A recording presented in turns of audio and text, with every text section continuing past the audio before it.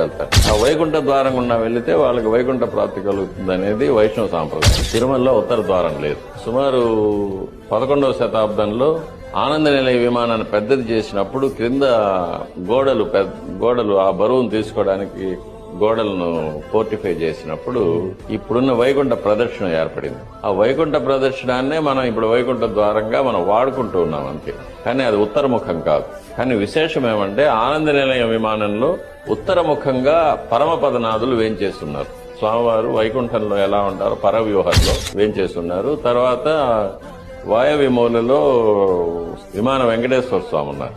ఆయన ఉత్తరముఖంగా ఉంటారు. కాబట్టి స్వామివారిని లోపల మూలవలను దర్శించుకొని ప్రదర్శనంగా వచ్చినప్పుడు ఉత్తరముఖంగా ఉన్న పరమపదనాథుల్ని విమాన వెంకటేశ్వర స్వామిని దర్శించుకుంటే వైకుంఠ ఏకాదశి నాడు స్వామివారిని దర్శించుకున్న ఫలితం కలుగుతుంది అనేది అది 365 రోజులు దర్శనం ఉంటుంది.